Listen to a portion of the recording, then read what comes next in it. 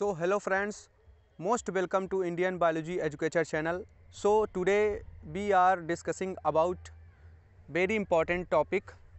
Its name is PCR theory. So let's start it. तो firstly PCR का full form जान लेते हैं क्या होता है। पीसीआर का फुल फॉर्म होता है पॉलीमरेज चेन रिएक्शन। ओके, तो इसकी खोज सर्वप्रथम किसने की थी? इसकी खोज की थी कैरी मुलिस ने। ओके, इसकी खोज सर्वप्रथम किसने की थी? कैरी मुलिस ने।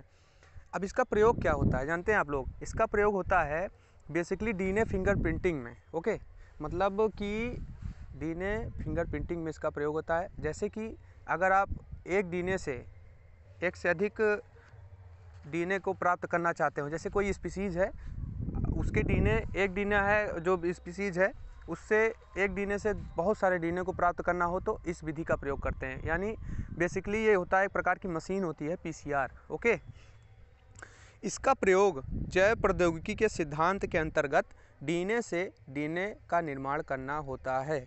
ओके, अब आप समझ गए होंगे इसका काम क्या होता है। अब नेक्स्ट टॉपिक पे चलते हैं अपना। अगर हमारे पास एक ऐसा स्पीसीज़ है, अगर हमारे पास एक ऐसा स्पीसीज़ है जिसका एक ही डीएनए हमारे पास है, ओके, इसका एक ही डीएनए हमारे पास है और हम चाह रहे हैं हमारे पास उस डीएनए की कई सारी प्रतिलिपियां हों, समझ रहे हो? अगर हम चाह रहे हो कि उस डीएनए की कई सारी प्रतिलिपि यानी फोटोकॉपी हो तो हम इस विधि का प्रयोग करते हैं। ओके, तो फर्स्टली आप लोग देख रहे होंगे कि इस डायग्राम में कि डीएनए को एक लिया गया है, ठीक है, डीएनए को लिया गया है। अब आप इसके अंतर्गत बेसिकली 3 स्टेप वर्क करते हैं। तो फर्स्ट स्टेप के बारे में पढ़ते हैं अपना। तो इसका पहला स्टेप क्या कहलाता है? विकृतीकरण। ओके, विकृतीकरण। तो इसका क्या होगा? डीनेचुरेशन, इंग्लिश में कहते हैं डीनेचुरेशन। तो इसके अंतर्गत क्या होगा? इसके अंतर्गत हम डीएनए को 98 डिग्री सेल्सियस के ताप पर गर्म करते हैं। ओके, विकृतीकरण के अंतर्गत क्या होता है? विकृति मतलब अलग करना। तो इसके अंतर्गत क्या होगा कि इसके अंतर्गत हम डीएनए को 98 डिग्री सेल्सियस के ताप पर गर्म करते हैं। तो डीएनए के हाइड्रोजन बॉन्ड, क्योंकि आपको पता है डीएनए किससे मिलकर बना होता है? जुड़ा होता है हाइड्रोजन बॉन्ड से। ओके, और आपको पता है डीएनए का चार्ज हमेशा माइनस होता है क्योंकि 3 डैश के एंड में क्या होता है? हाइड्रोक्सिल ग्रुप होता है। ओके, ठीक है। तो इसके अंतर्गत हम लोग क्या करते हैं? डीएनए को 98 डिग्री सेल्सियस के ताप पर गर्म करते हैं तो डीएनए के हाइड्रोजन बॉन्ड टूट जाते हैं। ओके, डीएनए के दोनों भाग अलग हो जाते हैं। टूट कर क्या होते हैं? 2 भाग अलग हो जाते हैं। अभी आपको दिखाते हैं, जैसे कि आप इस डायग्राम में देख रहे होंगे, फर्स्ट वाला डायग्राम में। तो इसमें देखिए दोनों भाग अलग हो गए हैं, ठीक है, बीच से हाइड्रोजन बॉन्ड टूट गया है, ठीक है। उसके बाद क्या होगा कि अब नेक्स्ट अपना जो होगा क्या होगा? नेक्स्ट अपना क्या होगा टॉपिक? प्राइमर को जोड़ना। प्राइमर को जोड़ना, एनेलिंग ऑफ प्राइमर।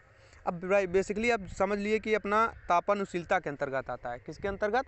जो अपना सेकंड प्रक्रम है तापानुशीलता, ठीक है। तो इसमें क्या होता है सर्वप्रथम जान लेते हैं प्राइमर क्या होता है। ओके, तो प्राइमर क्या होता है दोस्तों?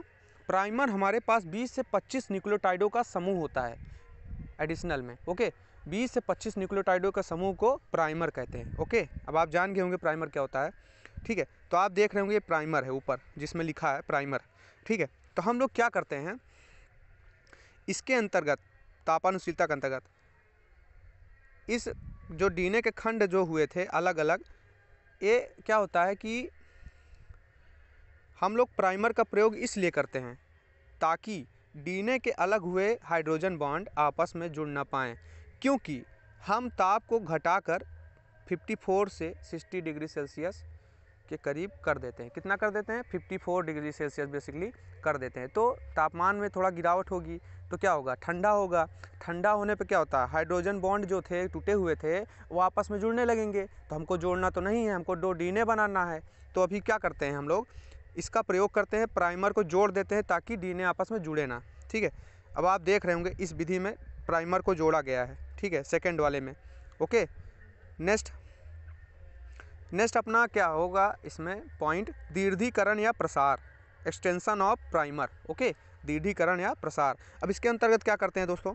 इसके अंतर्गत हम बचे हुए डीएनए खंडों पर, जैसे कि आप देख रहे होंगे, बचे हुए डीएनए खंडों पर जैसे आप ये देखिए, जो आधा प्राइमर जुड़ा है और आधा बचा हुआ है, ठीक है। तो बचे हुए डीएनए खंडों पर हम लोग क्या करते हैं, खंडों पर हम इनके समान न्यूक्लियोटाइडो क्षार युग्मों को जोड़ देते हैं। क्या होता है, इनके समान क्षार न्यूक्लियोटाइडों के समूहों को जोड़ देते हैं, ठीक है। तो इसमें क्या होता है, पॉलीमरेज एंजाइम की सहायता से, किसके द्वारा, पॉलीमरेज एंजाइम की सहायता से। तो आपको पता है कि हमारा डीएनए किससे किससे मिलकर बना होता है, नाइट्रोजन क्षार, फास्फेट समूह और उसके बाद पेंटोज शर्करा, ठीक है। उसके बाद हम इसमें 4 प्रकार के न्यूक्लियोटाइड जोड़ देते हैं, adenine plus thymine, guanine plus cytosine, okay, ठीक है। अब आप देख रहे होंगे 4 प्रकार के न्यूक्लियोटाइड जोड़ दिया गया, ठीक है। Adenine plus thymine, guanine, cytosine, adenine की मात्रा थाइमिन के बराबर, ग्वानिन की मात्रा साइटोसिन के बराबर, ठीक है। आपका चारगाफ का नियम भी है, आप जानते ही होंगे। उसके बाद इसमें क्या, आप देखिए इसको जोड़ा गया, ठीक है।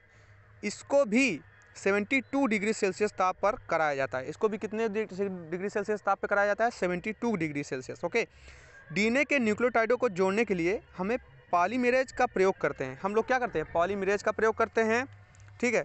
तो पॉलीमरेज क्या होता है, डीएनए पॉलीमरेज कोशिका में पाया जाता है। तो क्या होता है ये डीएनए पॉलीमरेज, क्या होता है, कोशिका में पाया जाता है। तो हम लोग ऐसी कोशिका या ऐसी जीवाणु का प्रयोग करेंगे जिससे क्या होता है, वो गर्म वातावरण में सर्वाइव कर सकें, ठीक है।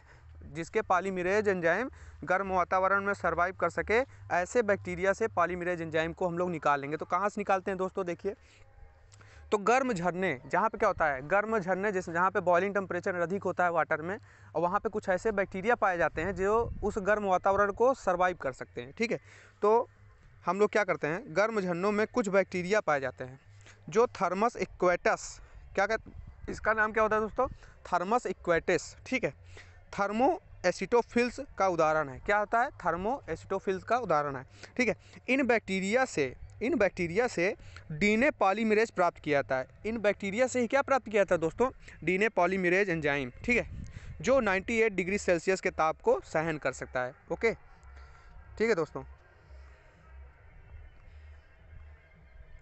98 डिग्री सेल्सियस के ताप को सहन कर सकता है दोस्तों, ठीक है।